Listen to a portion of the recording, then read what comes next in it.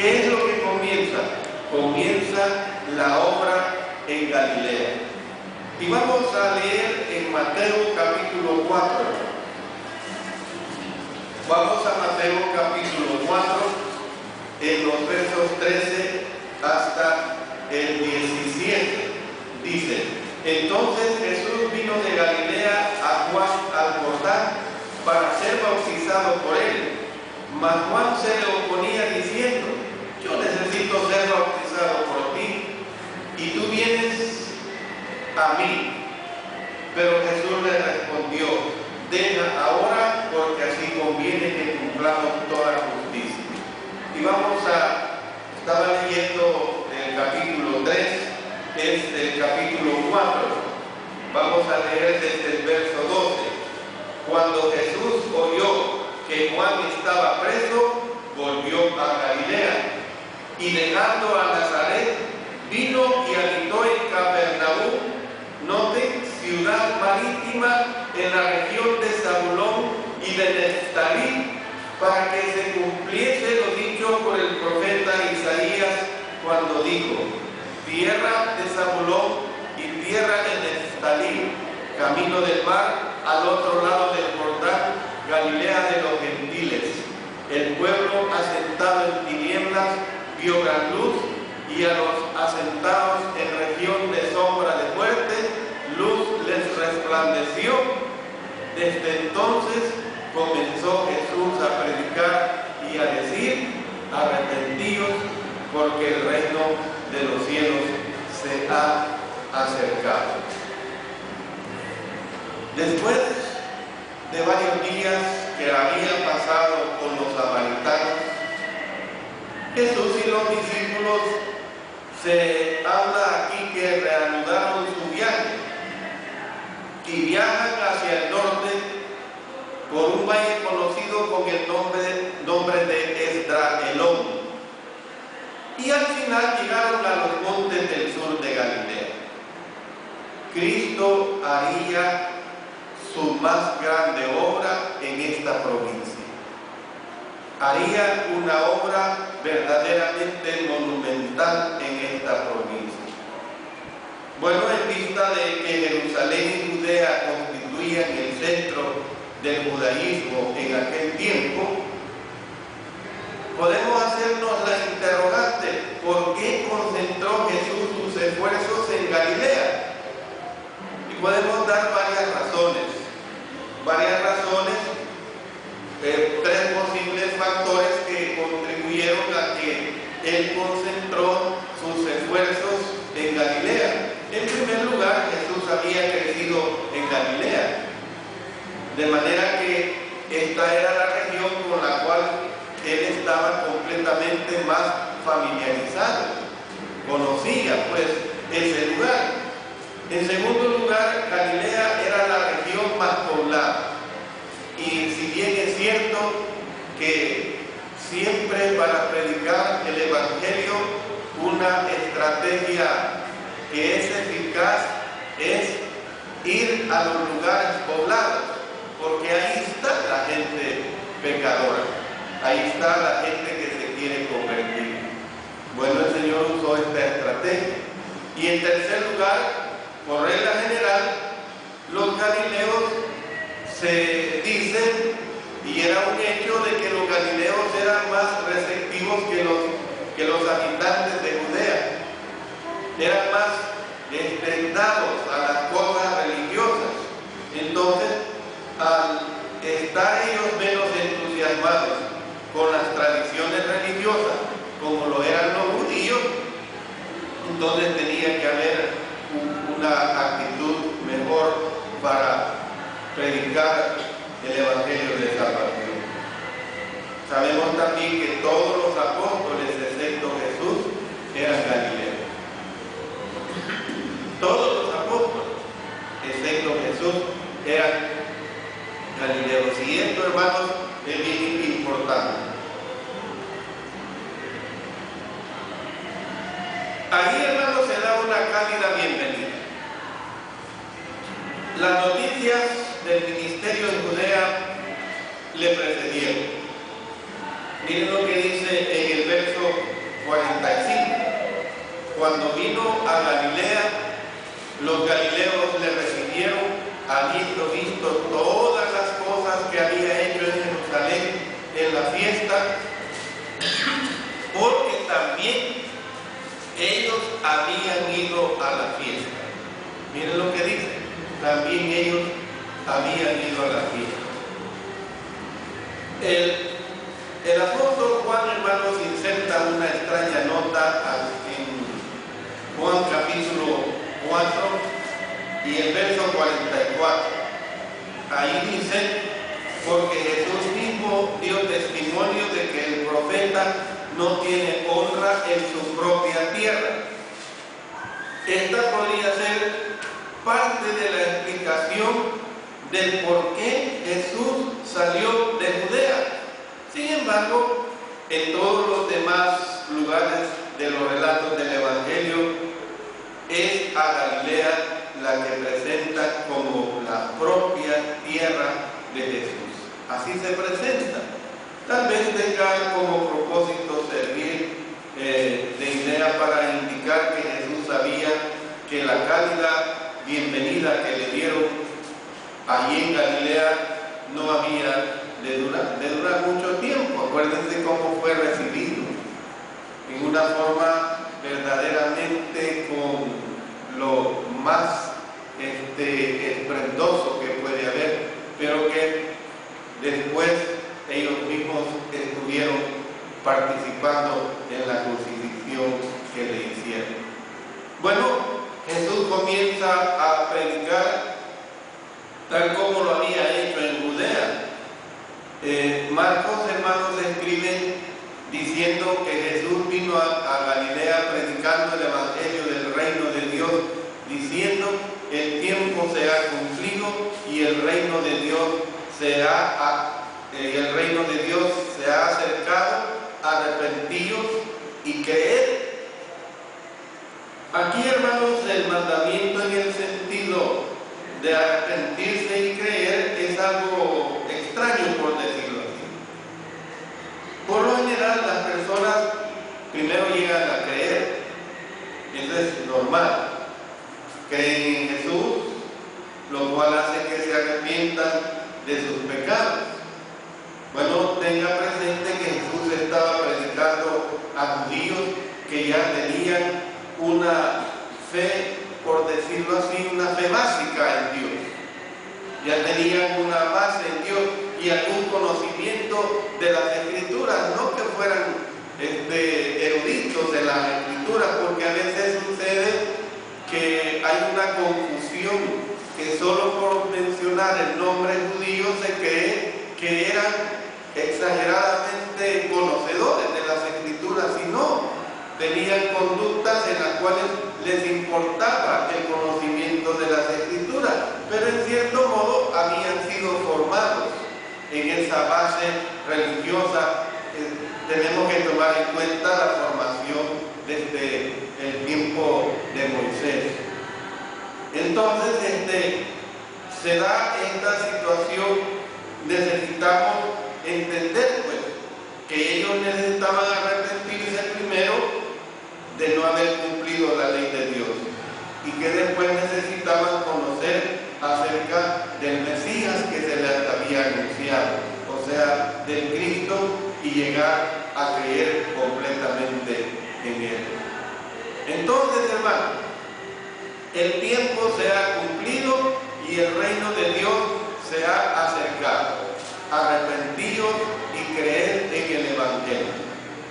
Entonces, podemos ver que todo esto, hermanos, fue un comienzo lleno de buenos augurios. ¿Qué es un augurio?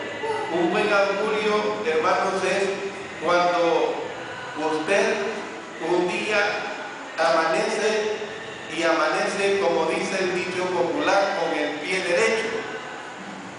Nomás se levanta, suceden cosas buenas en su casa, nomás se levanta, recibe una buena noticia, en fin, hay muchas buenas situaciones que se dan.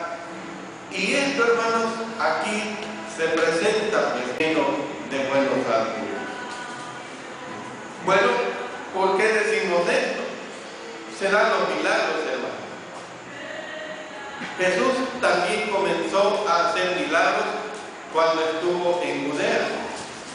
En Lucas, en el capítulo 4, verso 14, en la primera parte de este verso, dice que Jesús volvió en el poder del Espíritu de Galilea. Esto, hermano, se refiere a que Jesús ejercía el poder del Espíritu por medio de hacer milagros. Ya sabemos que el primer milagro fue el que hizo en Caná de Galilea, de convertir el agua en vino de primera calidad.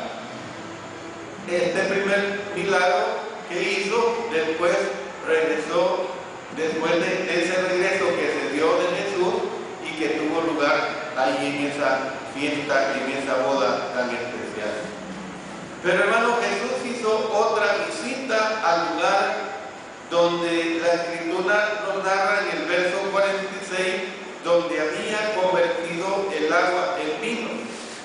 Tal vez, hermanos, Natanael, que era oriundo de allí, lo había invitado a su casa, y en la cercana ciudad de Capernaum se ve ahí un acontecimiento. Se ve que un oficial del rey tenía un hijo que estaba a punto de morir. Noten lo que dice en Juan, en los versos 46 y 47. Miren lo que dice acá.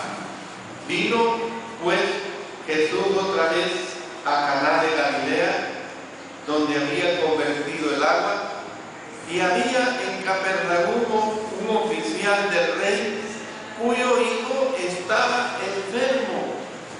Este, cuando oyó que Jesús había llegado de Judea a Galilea, vino a él y le rogó que descendiese y sanase a su hijo, que estaba a punto de morir. Es decir, que al enterarse, pues, de que Jesús estaba en Caná, se apresuró a pedirle que sanara a su hijo. Y nosotros podemos ver que el oficial le rogó a Jesús que viniera a Capernaum. Pero Cristo le dijo: ve, tu hijo vive. Tu hijo vive.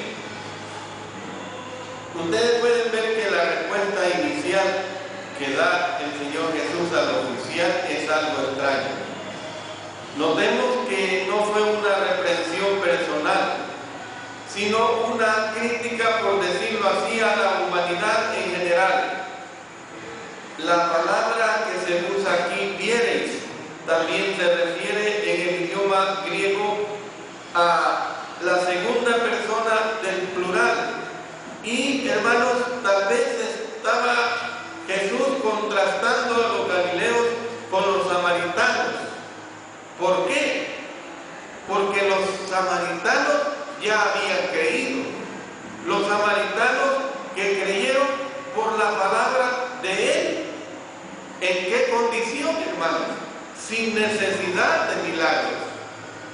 Imagínense esa rivalidad tan fuerte que se había dado, que venía de siglos. Los samaritanos creyeron por una conversación con aquella mujer. No vieron milagros. Ellos sí vieron un milagro, y porque vieron el milagro, creyeron. Tal vez, hermanos, las palabras tenían como propósito probar la fe del hombre.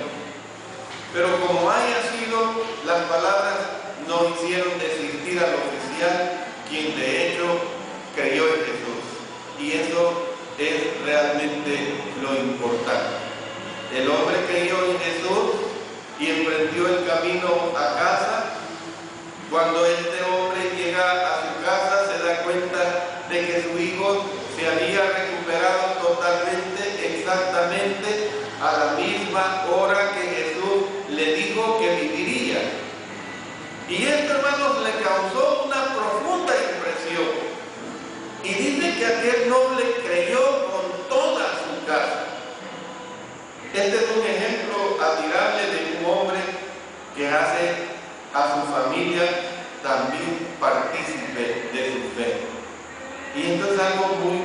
importante, hermano. Cuando la palabra del Señor entra a través de uno de los miembros de la familia, y no digamos que la palabra del Señor entra a través del jefe de esa familia, del jefe de casa de esa familia, es algo verdaderamente impresionante, porque este hombre motivó a que su familia también creyera en el Señor. La noticia de este y de otros milagros, como lo habla la Escritura, dice que se difundió por toda la tierra de alrededor. En otras palabras, hermanos, todo el mundo estaba hablando de Jesús. Todo el mundo estaba hablando de Jesús. Y es que es una realidad.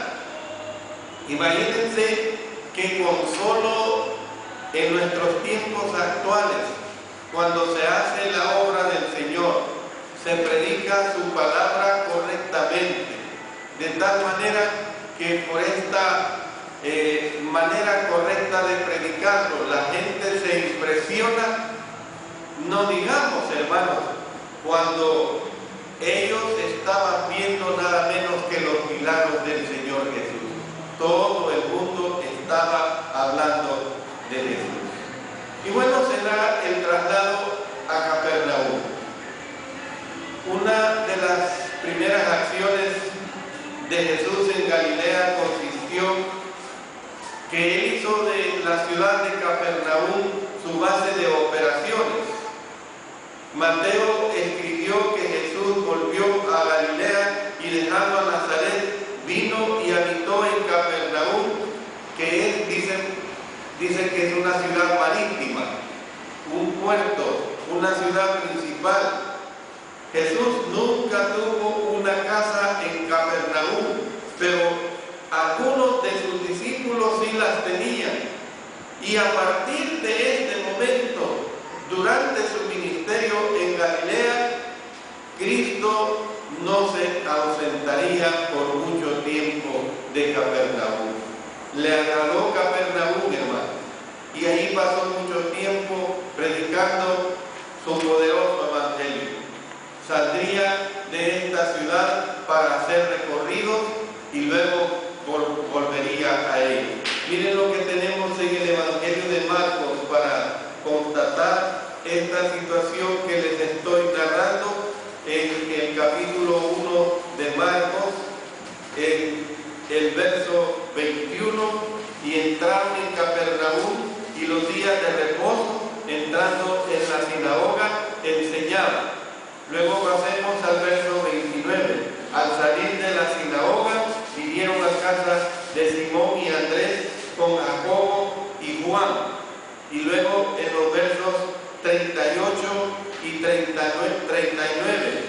él les dijo: vamos a los lugares vecinos para que se predique también allí, porque para esto he venido. ¿A dónde? Allí en Capernaum.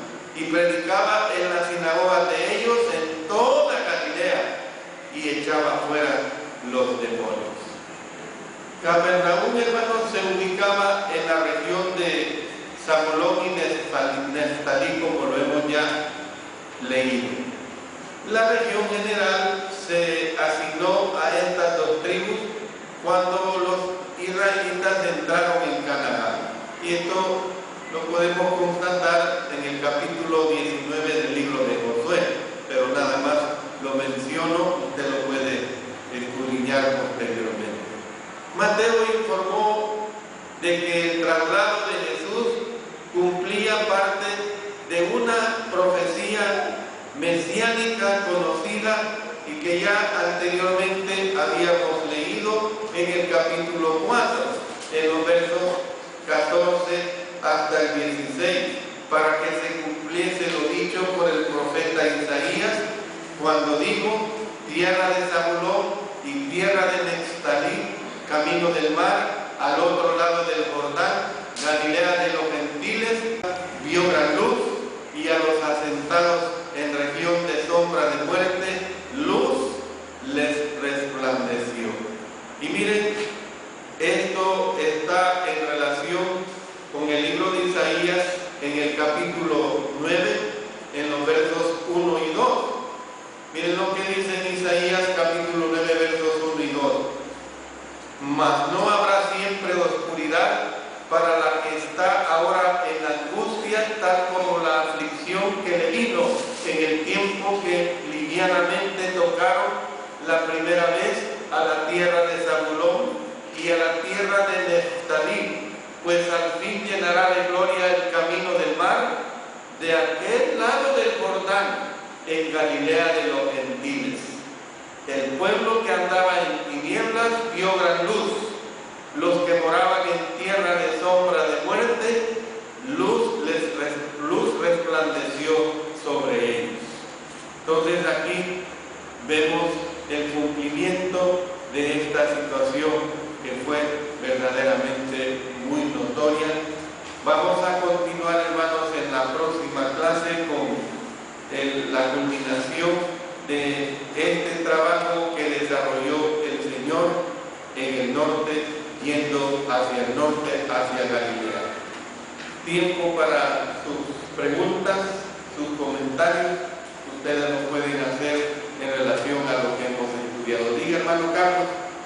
¿Zabulón y Neftalí son de la misma región de Samaria? No, son dos de las 12 tribus, que recibieron la heredad de las tierras y que iban a ser bendecidas, fueron bendecidas, y que se habla en materia de profecía porque estaban en la región de Capernaum, ¿verdad?